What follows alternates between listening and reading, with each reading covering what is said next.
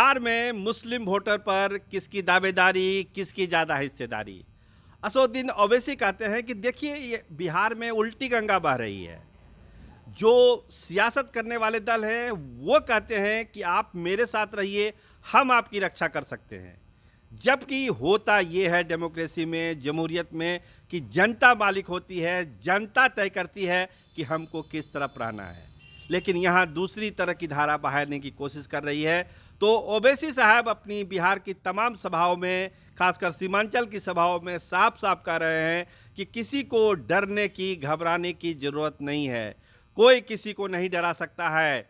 केवल आपको अपना मन बनाना है और अपने वोटों का सही उपयोग करना है। देखिए बिहार की सियासत और बिहार कैसे बदल जाती है। के नाम पर वोट दिया और फिर उसके बाद नीतीश कुमार, आरजेडी, कांग्रेस सब चले गए और बीजेपी को सत्ता मिल गई।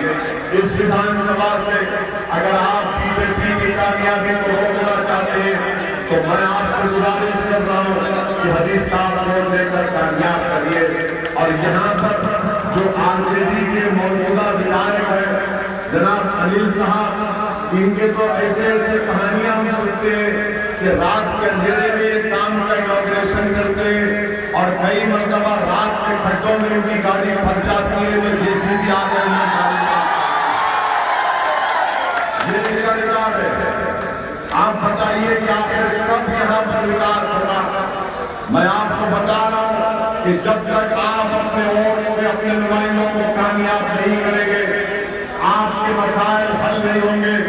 और याद रखिए मेरी इस बात को, अगर कांग्रेस, आरजेडी या दूसरी सियासी पार्टियां आकर सेकुलरिज्म का एक दुहाई देंगे, सेकुलरिज्म की बात करेंगे, तो उनसे पूछिए आप कि तुमने सेकुलरिज्म के नाम पर हमको गुलाम बनाकर रख दिया, सेकुलरिज्म के नाम पर हमको फकीर बनाकर रख दिया, सेकुलरिज्म के नाम पर हमारे नुमाइंदे कामयाब से 10 महीने पहले असेंबली का इलेक्शन हुआ तो वहां पर हमारे उम्मीदवार कामयाबी हासिल कमल होता ने चेक कर लीजिए 10 महीने में कमल होता ने 5 करोड़ के विकास में काम कर रहा है और 7 करोड़ के काम नहीं चल रहे हैं।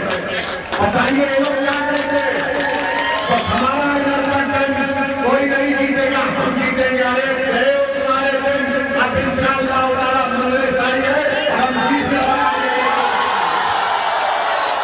ये भी दोस्तों मुझे और भी मुकामात पर जाकर इलेक्शन की रैलियों से वहां पर तो राजद के लिए एक बड़ा खतरा ओवैसी सीमांचल के इलाके में बनते जा रहे हैं। और जहां जहां भी दूसरे और तीसरे चरण में चुनाव हो रहा है, जहां पे ओवैसी साहब का गठबंधन के उम्मीदवार हैं, कहीं ना कहीं से सेंधमारी राजद के वोट बैंक में होने लगी है। देखिए माई पर पूरा कंट्रोल राजद का होना बहुत ज़रूरी है। अगर बिहार की सत्ता में उनको वापस लौटना है तो माई को पूरी तरह से इंटैक्ट रहना ही पड़ेगा, जहां तक महागठबंधन का सवाल है। लेकिन ओवैसी की सभाओं में जिस तरह से भीड़ उमड़ रही है, लोग उनको सुनने आ रहे हैं और दूसरे और तीसरे चरण में जो जहां पर पोलिंग होनी है, वहां के जो रुझान बताते हैं कि कहीं ना कहीं से सेंधमारी वाली स्थिति तो आ ही गई है।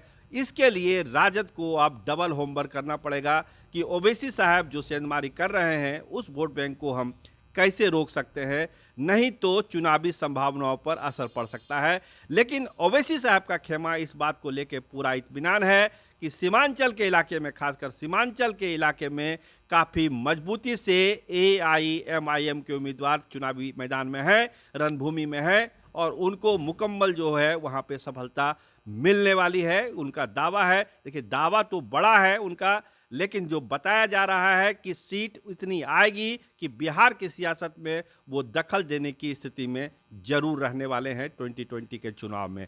देखिए क्या होता है, जब 10 तारीख को नतीजे निकलेंगे तब ये पता चलेगा। लेकिन फिलहाल ऐसा लगता है कि राजद के वोट बैंक में, खासकर जो मुस्लिम वोटर है, उसमें कहीं ना कहीं से AIMIM के तरफ से खतरा पैदा हुआ है और राजद के लोग उसको भरने का पूरा प्रयास कर रहे हैं। देखिए इसमें उनको कितना सफलता मिलती है। कैमरामैन अर्पित आनंद के साथ मैं सरोज सिंह, धन्यवाद, नमस्कार।